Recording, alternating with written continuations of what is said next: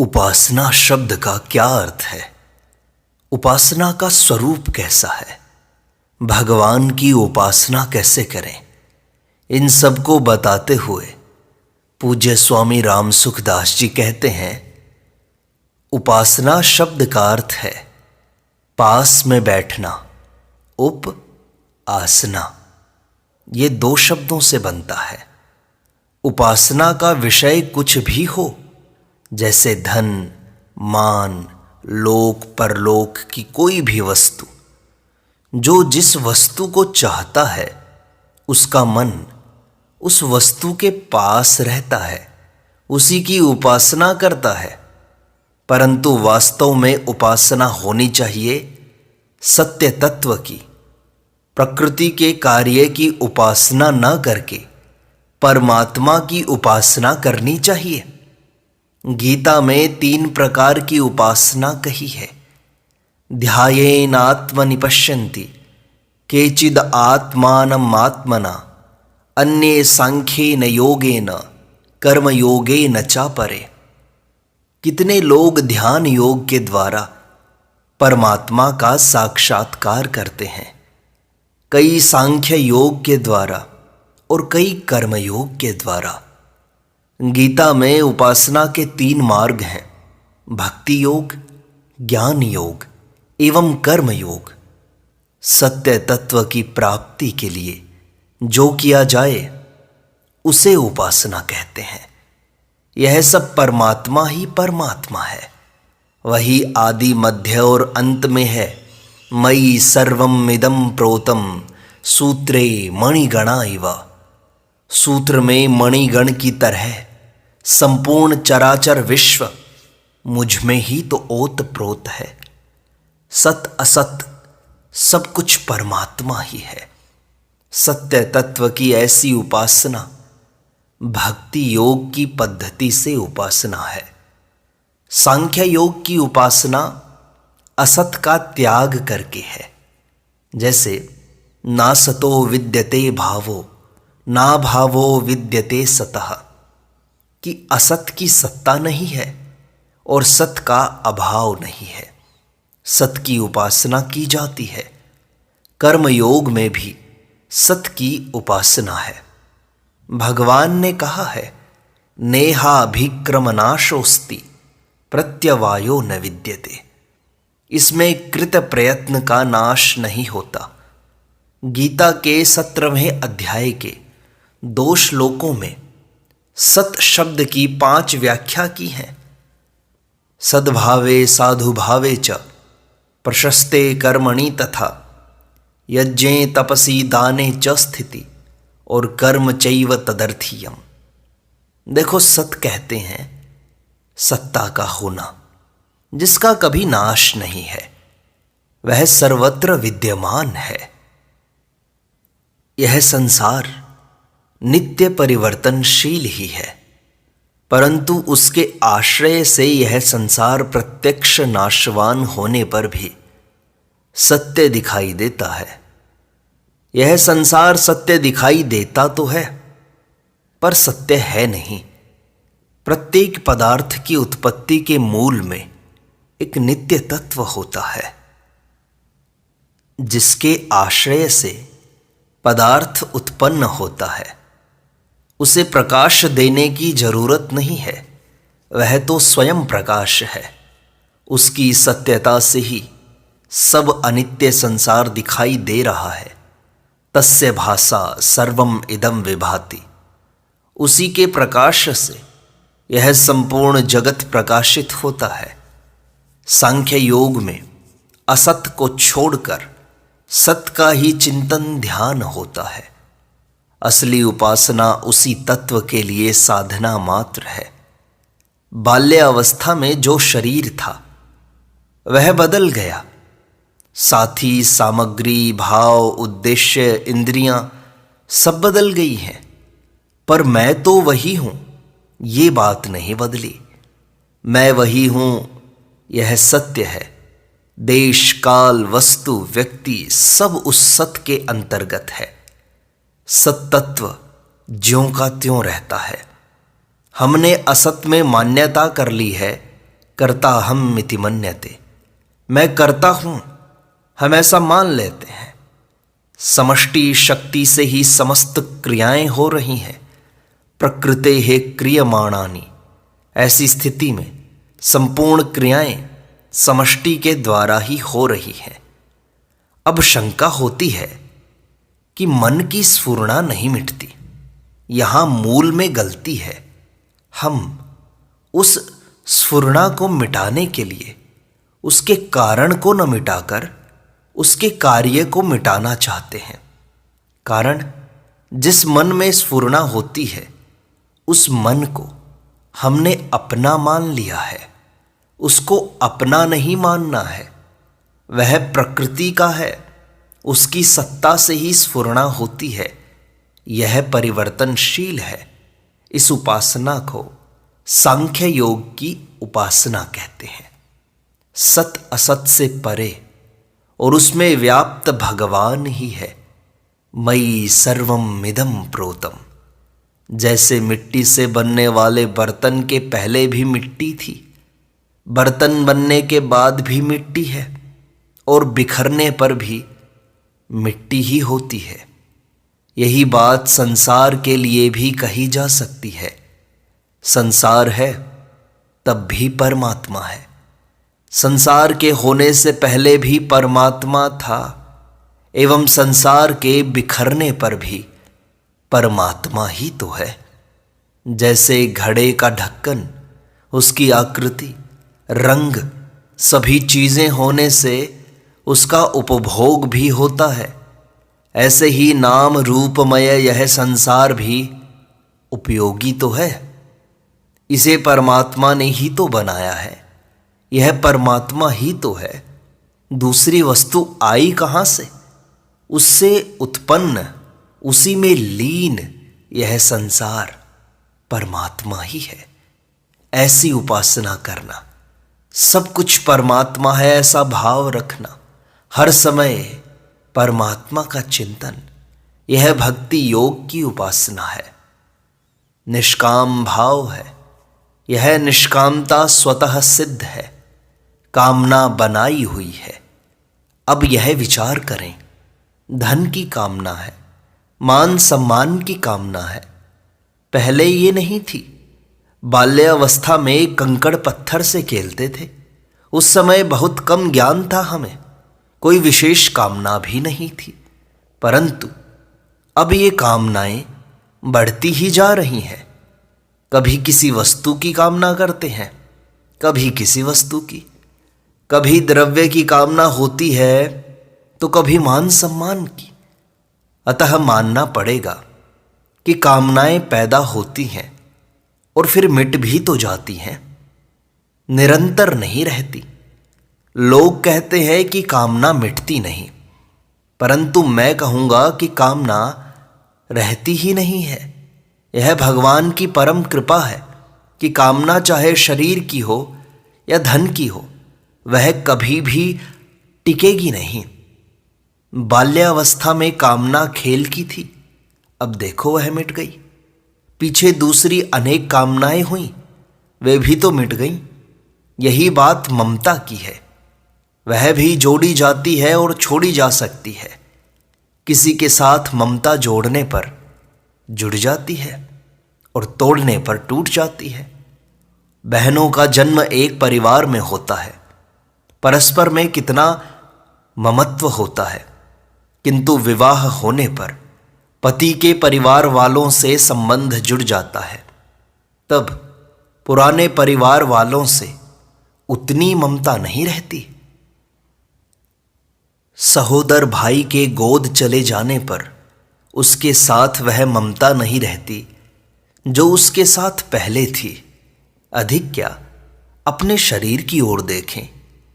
बाल्यावस्था में जब हम बच्चे थे तो हमारी माता गोद में रखती, दूध पिलाती, उसकी कितनी अधिक ममता थी। अब हम जवान हैं, तब वैसी ही ममता आज भी मां की है क्या? और जब हम वृद्ध हो जाएंगे तब और भी कम हो जाएगी। इससे सिद्ध है कि ममता जिन सांसारिक वस्तुओं से करेंगे वे वस्तुएं ही नहीं रहेंगी।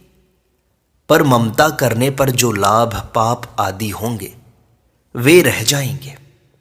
व्यापार में जिस तरह चीजें आती जाती हैं और बिक जाती हैं, पर केवल हानि लाभ हमारे पास रहता है, वैसे ही ममता करने से केवल पाप ताप ही हाथ लगता है। मुनाफा में शोक चिंता रहेगी। जवान लड़का मर जाता है, वह लड़का न पहले था न अब है, फिर चिंता क्यों करते हो? चिंता शोक आदि जो करते हैं, बस यही ममता का मुनाफा है। एक समय श्रद्धेय सेठ श्री जयदयाल जी गोयंदका के सामने किसी भाई ने प्रश्न किया कि जब सब परमात्मा ही हैं, तब हम जो पाप करते हैं वे भी परमात्मा के द्वारा ही होते हैं। ये चैव सात्विका भावाः, यह भी परमात्मा की ही उपासना हुई। और रावण कुंभकर्ण आदि के इतना अन्याय करने पर भी उन्हें उसी परमात्मा की प्राप्ति हुई। तब हम कर्तव्य करके बंधन में क्यों पड़े? उत्तर में उन्होंने कहा, हम जैसी उपासना करेंगे वैसे ही उपास्य मिलेंगे। वैसी उपासना करने पर दुखमय भगवान मिलेंगे। क्या दुख भगवान नहीं है? जैसा स्वरूप चाहते हैं वैसी उपासना कीजिए। यदि रावण आदि की तरह करते हैं तो वैसी शक्ति चाहिए कि भगवान के सिवा दूसरों से मरे ही नहीं, तब तो कल्याण हो जाएगा। पर यदि कोई बीच में ही मार देगा तो क्या दशा होगी? उद्धार होने से वंचित रह जाएंगे। जिज्ञासुरपि योगस्य शब्द ब्रह्माति वर्तते। योग का जिज्ञासु भी शब्द ब्रह्म को पार कर जाता है। इस सच्चे मार्ग में धोखा नहीं है, सब कुछ परमात्मा ही है। इसका तात्पर्य है कि कोई साकार चाहता है, कोई निराकार चाहता है। साकार में भी कोई विष्णु, राम, कृष्ण, शक्ति, शिव इत्यादि को चाहता है। जिस रूप में जिसकी पूज्य भावना, आदर और रुचि होगी, उसकी उपासना से उसको उसी स्वरूप की प्राप्ति होगी। फिर भगवान की कृपा से उसको वास्तविक स्वरूप की प्राप्ति होगी, जो मन वाणी से अतीत है। कर्मयोग में भी सत की ही उपासना है। इसमें फल आसक्ति का त्याग होना चाहिए। लोग कहते हैं कि ममता आसक्ति हमारी मिटती नहीं है। इस विषय में यह विचार करना चाहिए कि आसक्ति सदा एक सी रहती है क्या? पहले जो मां का स्नेह था अब वैसा है क्या? युवावस्था में स्त्री में जो आकर्षण रहता है वृद्धावस्था में वैसा है क्या?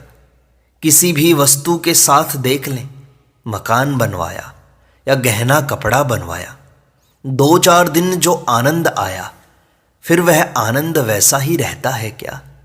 अब तनिक विचार करें। संसार का कोई भी पदार्थ रहने वाला नहीं है। फिर यह स्नेह, ममता, आसक्ति इन पदार्थों में न करके भगवान से कर लेते तो कृतकृत्य हो जाते। संसार के सारे पदार्थ नाशवान हैं, इनसे कुछ मिलने वाला नहीं है। केवल अंतःकरण मलिन होगा, अशांति मिलेगी। माँ बेटे का बड़ा स्नेह है। लड़का इस समय माता के अनुकूल आचरण करता है, पर बड़ा हो जाने पर वह पत्नी के कहने के अनुसार माता के प्रतिकूल चलने लगता है। तब माता की ममता वैसी नहीं रह सकती, वह अपने आप टूट जाती है। ममता उस कच्चे धागे के समान है जो थोड़ा सा विरुद्ध पड़ने पर टूट जाता है। इसलिए ममता का त्याग कठिन नहीं है। ममता को ग्रहण करके रखना कठिन है। यह सदा एक रस नहीं रहती, बदलती रहती है। इससे सिद्ध है कि प्रीति असली जगह पहुंची नहीं है। 5 वर्ष का बालक अपनी मां को खोजता है। दूसरी माताएं बैठी हैं, पूछने पर वे अपने को मां कहती हैं, किंतु बालक उनमें से किसी को मां नहीं कहता। उसकी मां होती तो वह उसकी गोद में चला जाता। ममैवांशो जीवलोके। इसलिए गीता में कहा है, यम लब्ध्वा चा परम लाभम मन्यते नाधिकम ततः। जिसको पाकर फिर दूसरी वस्तु को उससे अधिक नहीं मानता। कर्मयोग में फल की कामना का त्याग है। निष्काम भाव का तात्पर्य है कर्म चैव तदर्थीयम नेहाभिक्रमनाशोस्ति स्वल्पमप्यस्य धर्मस्य इत्यादि। ममता नहीं छूटने से आगे परमात्मा की ओर चलना कठिन हो जाता है। माता पुत्र पति पत्नी भाई बहन इत्यादि में अधिक स्नेह है, ममता है, किंतु जरा सी अनुकूलता में बाधा पड़ी, स्वार्थ को झटका लगा कि वह ममता नहीं रहती है। वास्तव में लोग ममता का त्याग करना नहीं चाहते हैं, अपितु नित्य नई नई ममता कामना पकड़े लिए जा रहे हैं। यदि ममता का त्याग कठिन मालूम देता है तो नया संबंध जोड़ना छोड़ दो। घर छोड़कर साधु हो गए और साधु होने पर चेला चेली से ममता का संबंध जोड़ने लगे। ममता का संबंध उस एक के साथ जोड़ो जो सत्य है, जिसके सिवा अपना और कोई नहीं है। संत महात्माओं की महिमा इस बात में है कि वे सबसे संबंध छुड़ाकर एकमात्र परम पिता परमेश्वर में लगा दें। वे भटकते जीव को सत्य के साथ जोड़ दें। तेरा वह है जो यह कह रहा है।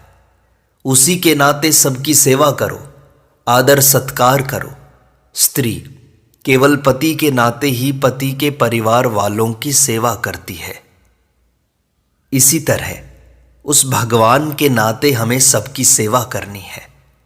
भगवान से अपनापन कर लेना है, यही उपासना है।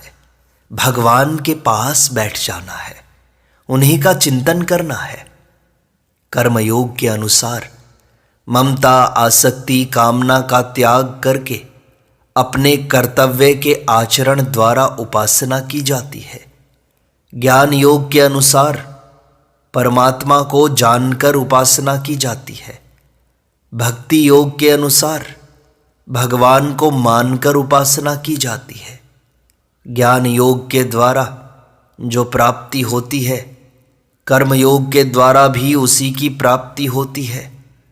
यत् सांख्यैहि प्राप्यते स्थानम तद योगैरपि गम्यते।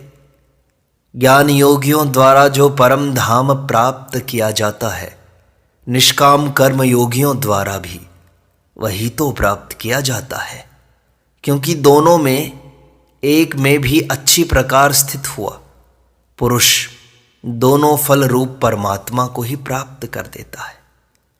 कर्मयोग में प्रभु को मानकर उपासना होती है। संसार से मन हटाकर चलना और भगवान के पास बैठना उसकी उपासना है।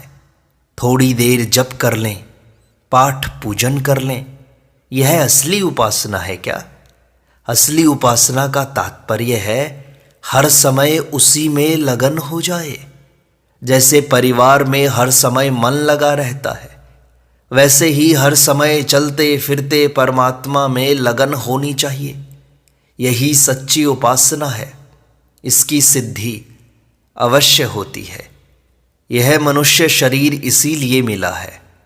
संसार के लिए मिला होता तो संसार की सिद्धि हो जाती, किंतु सिद्धि नहीं हुई। अतः परमात्मा की प्राप्ति के लिए ही मनुष्य शरीर है, उसी की उपासना करनी चाहिए। उपासना का प्रभाव छिपाए छिप नहीं सकता। किसी ने कहा है, भजन करे पाताल में प्रकट होए आकाश, दाबी दूबी नहीं देवे कस्तूरी की वास। जिसने परमात्मा की ओर चलना आरंभ कर दिया अथवा जिसने परमात्मा को प्राप्त कर लिया, उसका आचरण बदल जाता है। उसके शरीर में बल बुद्धि में अंतर आ जाता है। उसके प्रभाव से वायुमंडल वैसा ही बन जाता है। प्रकृति स्वयं को सफल मानती है। संसार की चीजें उसके काम में आ जाएं तो अपने को सफल मानती हैं। इसलिए उपासना का अर्थ है हर समय भगवान का चिंतन, भगवान की शरणागति। और जब हम उपासना करेंगे तब उस नित्य मुक्त तत्व की हमें प्राप्ति हो जाएगी। नारायण नारायण नारायण।